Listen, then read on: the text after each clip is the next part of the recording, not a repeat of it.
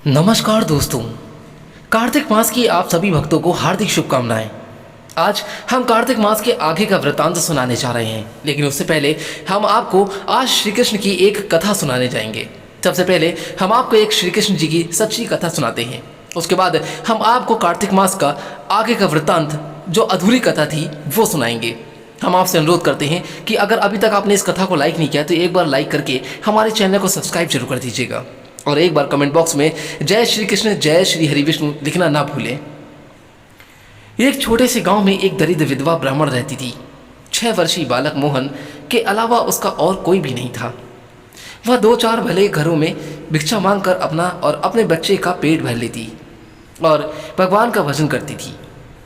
भीख पूरी ना मिलती तो बालक को खिलाकर स्वयं भूखी रह लेती। यही क्रम चलता रहता था। ब्राह्मणी को लगा कि ब्राह्मण के बालक को 2 अक्षर न आए, यह ठीक नहीं है। गांव में पढ़ाने की व्यवस्था नहीं थी। गांव से 2 कोस पर एक पाठशाला थी। ब्राह्मणी अपने बेटे को लेकर वहां गई।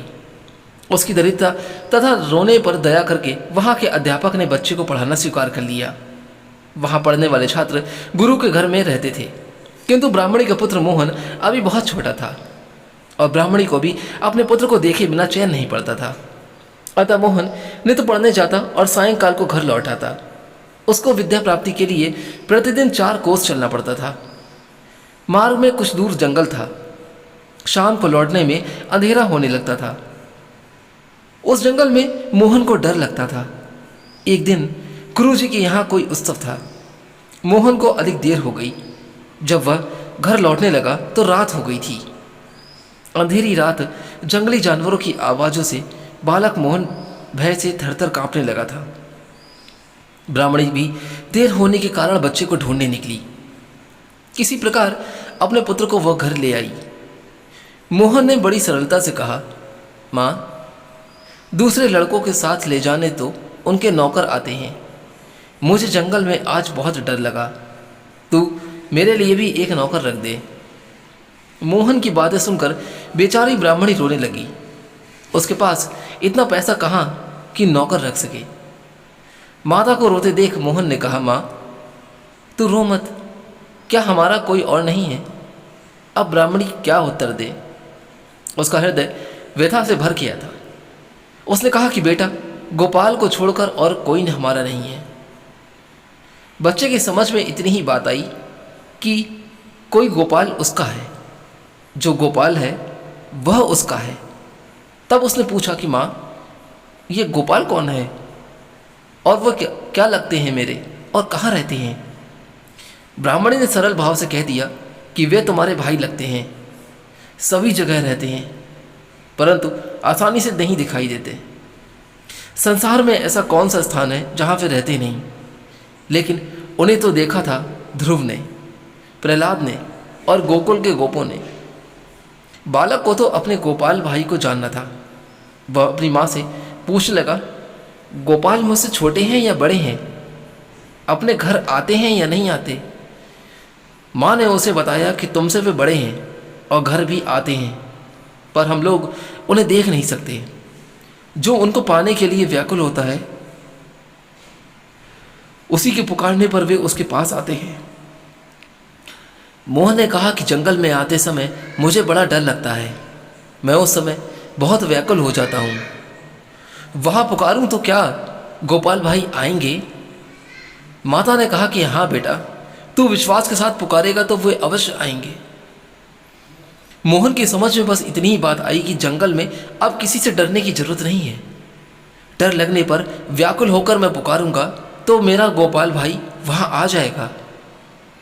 दूसरे दिन पाठशाला से लौटते समय जब वह वन में पहुंचा तब उसे डर लगने लगा। उसने पुकारा कि गोपाल भाई, तुम कहाँ हो? मुझे यहाँ डर लगता है, मैं व्याकुल हो रहा हूँ। गोपाल भाई, फिर क्या था? जो दीन बंधु हैं, दीनों को पुकारने पर वह कैसे नहीं बोलेंगे?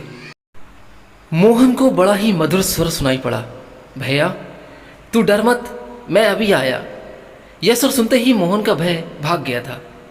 थोड़ी दूर चलते ही उसे देखा कि एक बहुत ही सुंदर ग्वाल बाल उसके पास आ गया है और वह हाथ पकड़कर बातचीत करने लगा, साथ साथ चलने भी लगा।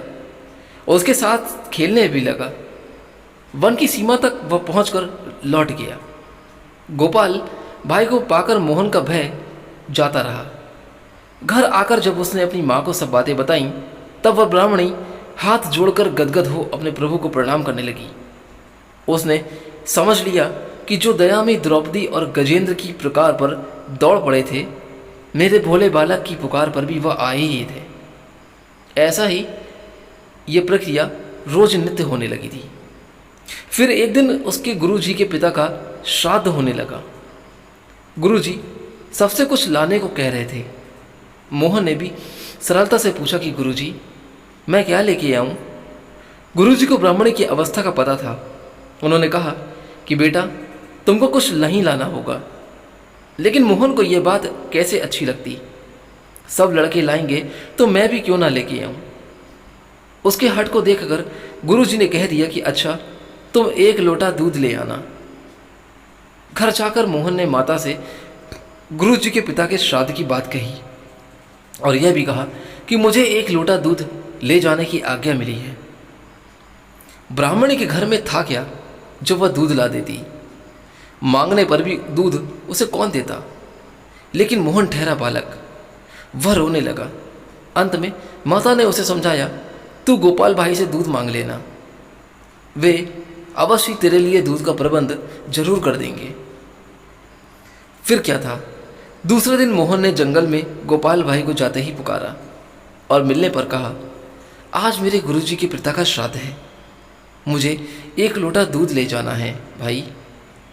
माँ ने कहा है कि गोपाल भाई से मांग लेना, इसलिए मुझे तुम 1 लोटा दूध लाकर दो। गोपाल ने कहा कि मैं तो पहले से ही यहाँ लोटा भर दूध लाया हूँ, तुम इसे ले जाओ। मोहन बड़ा ही खुश हुआ। पाठशाला में गुरुजी दूसरे लड़कों के उपहार देखने और रखवाने में लगे थे। मोहन हंसता हुआ पहुंचा। कुछ देर तो वह प्रतीक्षा करता रहा कि उसके दूध को भी गुरुजी देखेंगे, पर जब किसी ने का ध्यान उसकी ओर ना गया, तब वह बोला कि गुरुजी, मैं दूध लाया हूँ। गुरुजी ढेरों चीज़ें संभालने में व्यस्त थे। मोहन ने जब उन्हें स्मरण दिलाया, तब झंझलाकर बोले, जरा सा दूध लाकर ये लड़का कान खाए जा रहा है, जैसे इसने हमें निहाल कर दिया हो। इसका दूध किसी बर्तन में डालकर हटाओ इसे यहाँ से। मोहन अपने इस अपमान से खिन्न हो गया था। उसका उत्साह चला गया। उसके नेत्रों से आंसू गिरने लगे। नौकर ने लोटा लेकर दूध कटोरे में डाला तो कटोरा भर गया। फिर गिलास में डाला तो वह भी भर गया। बाल्टी में डालने लगा तो वह भी भर गई। भगवान के हाथ से दिया वह लोटा भर दूध तो अक्षय था। नौकर घबराकर गुरुजी के पास गया। उसकी बात सुनकर गुरुजी तथा और सब लोग वहां आए और अपने सामने एक बड़े पात्र में दूध डालने को उन्होंने कहा। पात्र भर गया, पर लोटा तनिक भी खाली नहीं हुआ। इस प्रकार बड़े बड़े बर्तन दूध से भर गए।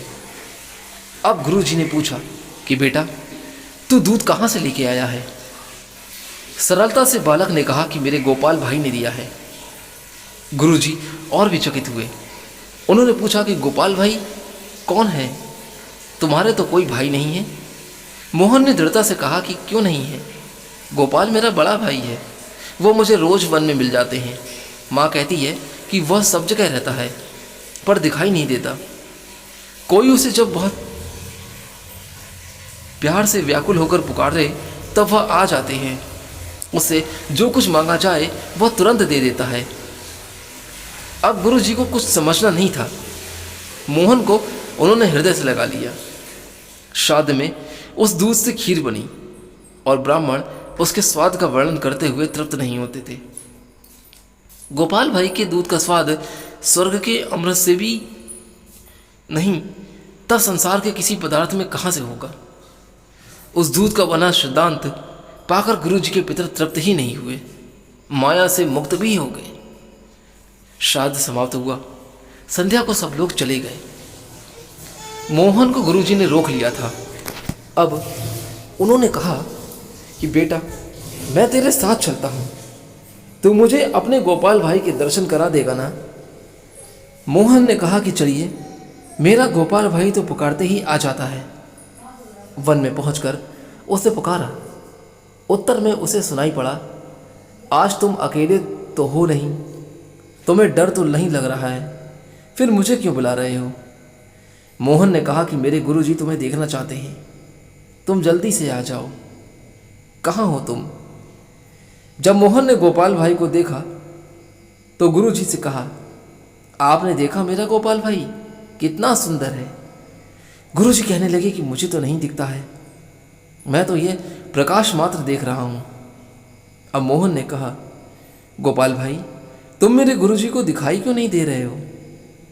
तब उत्तर मिला, तुम्हारी बात दूसरी है, तुम्हारा अंतकरण शुद्ध है, तुम में सरल विश्वास है, अतः मैं तुम्हारे पास आता हूँ।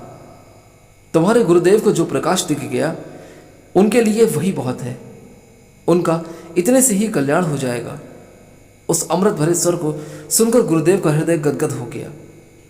उन्हें अपने हृदय में भगवान के दर्शन हुए। भगवान की उन्होंने स्तुति की। कुछ देर में जब भगवान अंतर्ध्यान हो गए तब मोहन को साथ लेकर वे उसके घर आए और वहां पहुंचकर उनके नेत्र भी धन हो गए। गोपाल भाई उस ब्राह्मणी की गोद में बैठे थे और माता के नेत्रों की अश्रुधार उनकी काली धराली आंखों को भिगो रही थी। माता को शरीर की सुध-बुध ही नहीं थी कि क्या हो रहा है। प्रेम से बोलिए, बांके बिहारी लाल की जय, जय श्री कृष्ण की जय। अब आइए दोस्तों, मैं आपको आगे का अध्याय सुनाने जा रहा हूं। इतनी कथाएं सुनने के बाद महाराज पृथु ने नारद जी से प्रार्थना की कि हे देवर्षि, आपने कार्तिक महात्म्य, कर्क चतुर्थी व्रत और गृहस्थ धर्म के बारे में मुझे इतना कुछ बतलाया। आप कृपा करके आप तुलसी का महात्म्य भी बतलाने की कृपा कीजिए। भक्तों, हम आपसे अनुरोध करते हैं कि अगर अभी तक आपने इस कथा को लाइक नहीं किया तो एक बार इस कथा को लाइक करके हमारे चैनल को सब्सक्राइब जरूर कर दीजिएगा और कमेंट बॉक्स में एक बार आप प्रेम से जय श्री कृष्ण, जय श्री हरि विष्णु लिखना ना भूलें। नारद जी बोले कि हे राजा पृथु, प्राचीन काल में सरहदी क्षेत्र के कर्मवीरपुर में अत्यंत ज्ञानी, धर्मात्मा तथा ओम नमो भगवते वासुदेवाय मंत्र का जाप करने वाला धर्मदत्त नाम का एक ब्राह्मण रहता था। वह अतिथियों का आदर सत्कार भी खूब करता था। एक दिन प्रातःकाल एक पहर रात्रि शेष रहने पर वह ब्राह्मण पूजा की सामग्री लेकर भगवान के मंदिर को जा रहा था कि इतने में उसने सामने से आती हुई एक अत्यंत भयंकर राक्षसी को देखा। आगे को निकले हुए टेढ़े मेढ़े और बड़े बड़े दांत, लाल नेत्र, बिल्कुल नग्न लकड़ी के समान सूखा शरीर तथा मुख से धुरधुर शब्द निकल रहा था। ऐसी भयंकर राक्षसी को देखकर भयभीत धर्मदत्त ने अपने हाथ का तुलसी मिश्र जल उस पर फेंक दिया। जल में मिश्रित तुलसी दल शरीर पर पड़ते ही उस राक्षसी के समस्त पाप दूर हो गए और वह हाथ जोड़कर धर्मदत्त के पैरों पर गिर पड़ी। तब धर्मदत्त ने पूछा कि तू कौन है और किस पाप के कारण इस दशा को प्राप्त हुई? अपने पापों से मुक्त हो चुकी वह राक्षसी कहने लगी, सौराष्ट्र देश में बिच्छू नामक ब्राह्मण की मैं पत्नी थी। मेरा नाम कलह था। मैं ना तो अपने पति से मीठे वचन बोलती और ना अच्छा भोजन व फल ही खाने को देती थी। इस व्यवहार से दुखी होकर जब मेरे पति ने दूसरा विवाह करने का निश्चय किया तो क्रोध में आकर मैंने विष खाकर अपना शरीर त्याग दिया। इसके बाद यमदूत मुझे बांधकर यमराज जी के पास ले गए और वहां पर जाकर चित्रगुप्त जी ने मेरे अच्छे बुरे कर्मों का लेखा जोखा बताते हुए यमराज जी से कहा कि हे महाराज, इसने अपने जीवन में कभी कोई शुभ कार्य तो किया नहीं, सदैव अपने पति से द्वेष करती रही है।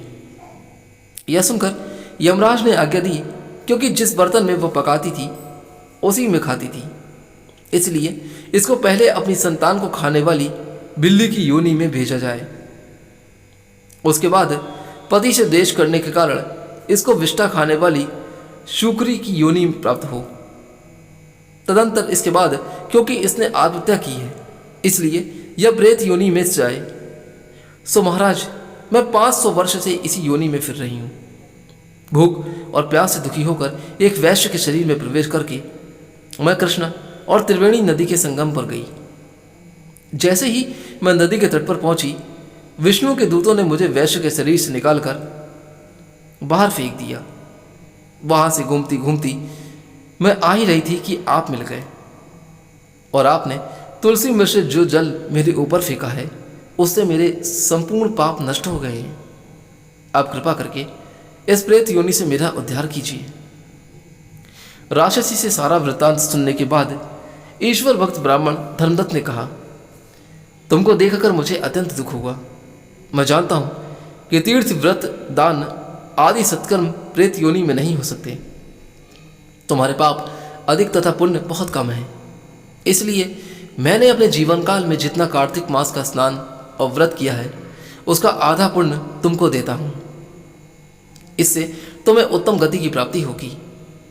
इसके पश्चात ब्राह्मण ने जो ही ओम नमो भगवते वासुदेवाय नमः इस मंत्र को पढ़ा, पढ़ते हुए तुलसी मिर्च जल से उसका अभिषेक किया। वह प्रेत योनि से मुक्ति पाकर अग्नि के समान दिव्य देह धारण कर लक्ष्मी के समान रूपवती हो गई। और इसके बाद उसने ब्राह्मण को नमस्कार किया। तभी भगवान विष्णु के पुण्यशील तथा सुशील नामक दो दूत वहां पर आए और उसको विमान में बैठाकर बैकुंठ को लेके चले गए। उन दूतों ने धर्मदत्त से कहा कि हे ब्राह्मण, निरंतर भगवान की भक्ति में लगे रहने के कारण तुम धन्य हो। तुम्हारे द्वारा कार्तिक मास के स्नान व व्रतों का आधा पुण्य दिए जाने के कारण ही इसकी मुक्ति हुई है। हे विप्रे, अपने इस त्याग, भक्ति और कार्तिक स्नान के प्रताप से कलांतर में तुम राजा के कुल में जन्म लोगे और अंत में वैकुंठ धाम को प्राप्त करोगे। तो भक्तों, आज का अध्याय जो है वो यहीं पर मैं समाप्त करता हूं। अब आगे का वृतांत आप सुनेंगे अगले अध्याय में। तब तक के लिए श्री हरि विष्णु भगवान की जय। ओम नमो भगवते वासुदेवाय नमः। भक्तों, मैं अनुरोध करता हूं कि अगर ये कथा आपको अच्छी लगी तो एक बार यहां से जाने से पहले इस कथा को लाइक कर हमारे चैनल को सब्सक्राइब जरूर कीजिएगा। बेल आइकन को प्रेस कीजिएगा ताकि हर कथा का नोटिफिकेशन सबसे पहले आपको मिले। एक बात मैं आपसे जानने से पहले एक और भी कहना चाहता हूँ, यदि आपने पिछले अध्याय की कहानी को नहीं सुना, कथा नहीं जानी है, तो एक बार आप पिछले अध्याय की कथा को जरूर पढ़ लें ताकि आने वाली अगली कथा आप अच्छी तरीके से समझ जाएं। आज्ञा दीजिए, चलता हूँ आपके घर पे। सदैव श्री हरि विष्णु, माता लक्ष्मी और तुलसी माँ का आशीर्वाद और कृपा सदैव बनी रहे। आपके दुख और कष्ट हमेशा दूर रहे। कार्तिक मास की बहुत सारी शुभकामनाएं। तब तक के लिए जय श्री राम, जय श्री हरि।